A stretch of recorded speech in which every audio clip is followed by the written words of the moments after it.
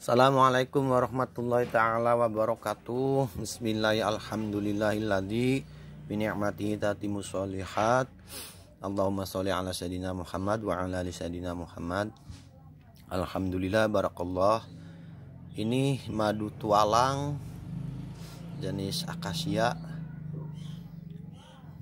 mangium yang dipanen waktu tanggal 29 Juli 2020. Niki sisahan madu sarang yang beberapa hari lalu saya posting ke grup WA, grup alumni.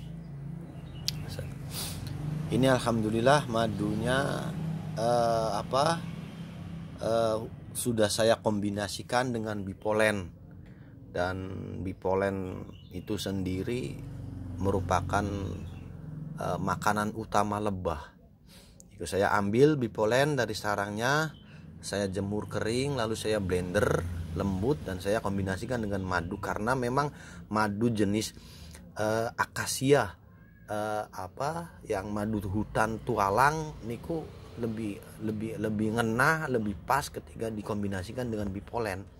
Ini saya sudah dikombinasikan dengan bipolen, coba warna kuningnya terlihat niku.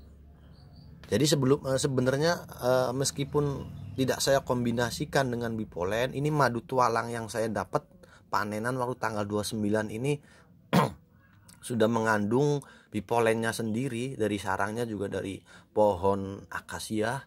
Di sananya juga ini lebah ini madu ini sudah mengandung bipolen.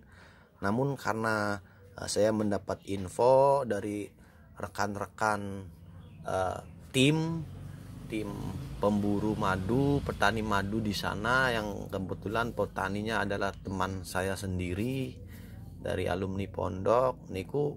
Ini madu tualang ini lebih pas ketika dikombinasikan dengan bipolen. Jadi ya insya Allah ini luar biasa manfaatnya, karena madunya juga madu hutan murni liar, jenisnya Apis dorsata. Niki sisa tinggal berapa, paling 5 kilo, yang sebagiannya sudah saya masukkan ke dalam botol. Tuh, ini bawang lanang stoknya tinggal sedikit, madu bawang lanang tunggal stoknya tinggal sedikit. Ini orderan mau saya kirim ke daerah Gali sama Gamel. Tuh,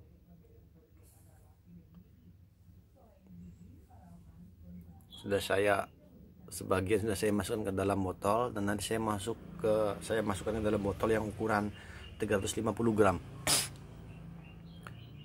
Ini teksturnya luar biasa rasanya,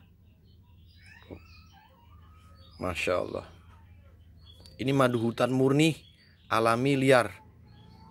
Sudah saya kombinasikan, artinya sudah saya campur dengan bipolen, dan bipolen itu sendiri sebagai serbuk sebagai makanan utama lebah, bipolen. Ini saya sudah dipisahkan bipolennya, kemudian saya jemur kering, lalu saya blender. Dan ini dengan sebenarnya sih secara alami ini sudah mengandung bipolen, makanya rasanya ini ada asamnya sedikit lebih dominan. Ini madu sialang, yang dimana madu sialang yang saya dapat waktu panen tanggal 29 2020 bulan Juli niku ada rasa asamnya sedikit lebih dominan manis. Lah rasa asam ini disebabkan karena ada bipolennya dari sananya.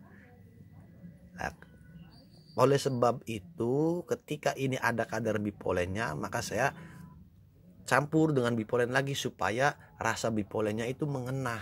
Karena saya juga di sini stok bipolennya ada, alhamdulillah, dan bipolen ini belum saya campur dengan bahan apapun, murni bipolen serbuk sari bunga, yang dimana serbuk sari bunga itu makanan utama lebah. Luar biasa. Jadi hebatnya madu di sini. Jadi ketika heksagonal sarangnya sudah tertutup, maka madu ini sudah tua, sudah bisa dikatakan tua. Dan ini sarangnya ketika saya beberapa hari yang lalu itu saya sudah posting sarangnya Dan perbedaan sarang yang masih muda dan belum mateng atau sudah mateng tapi tua itu ketika heksagonal di dalam sarang itu tertutup, maka itu bisa dikatakan madu yang sudah tua. Terus secara khasiat madu itu sebenarnya ketika ini madu yang asal madunya madu hutan murni, bukan madu SOS, madu hutan murni Apis dorsata. Jadi secara khasiat madu hutan murni itu hebatnya itu saya bisa dikatakan bahwa madu itu adalah gula sederhana, karena memang madu itu ada kandungan gulanya. Jadi bisa saya katakan madu itu adalah gula sederhana, gula alami, dan memang madu itu ada kadar gulanya.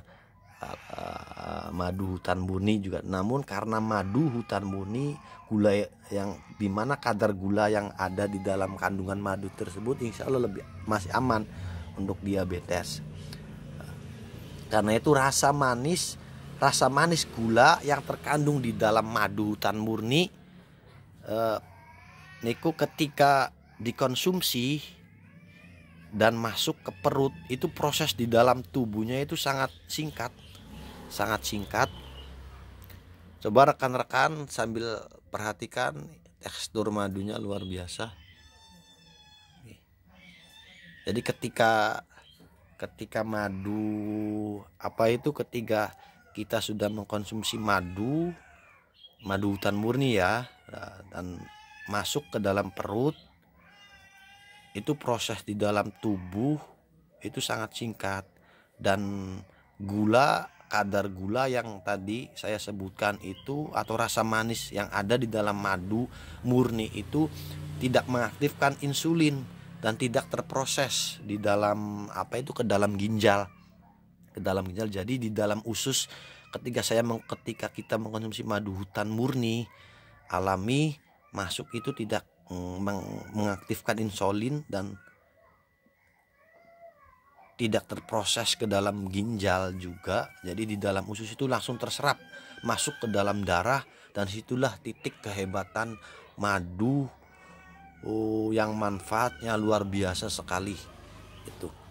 Jadi sehingga ketika kita meminum madu murni dan mulai masuk ke dalam tubuh, maka berdiam diri ataupun ketika kita langsung beraktivitas, maka katakanlah ada ledakan energi yang besar di dalam tubuh dari madu yang kita minum, sehingga efek ledakan energi ini pertama adalah untuk memperbaiki seluruh jaringan sel-sel tubuh kita yang rusak, sel tubuh kita yang bermasalah. Karena pertama fungsi madu murni adalah sebagai antitoksin yang paling dahsyat. Jadi segala macam penyakitnya akan keluar dulu. Setelah toksin di dalam tubuh keluar, maka fungsi kedua adalah pengobatan, perawatan, dan pencegahan. Nanti dengan sendirinya madu akan bersifat demikian ketika masuk ke dalam tubuh khusus kita. Masya Allah, luar biasa manfaatnya. Makanya di dalam Al-Quran juga sudah dijelaskan bagaimana manfaatnya keluar biasanya madu hutan murni itu, madu murni itu. Jadi sebaiknya kita kalau misalkan sudah mengkonsumsi madu, sebaiknya itu kita kalau sudah mengkonsumsi madu janganlah berhenti. Artinya katakanlah musiman lah, kalau sudah sembuh sehat maka mengkonsumsi madunya selesai. Itu ya, masya Allah. Karena di dalam madu sendiri, karena madu adalah obat yang alami sejati dan obat yang paling manis itulah madu. Barakallah, alhamdulillah. Mangga diorder. Ini sudah saya kemas. Tuh, sudah saya kemas.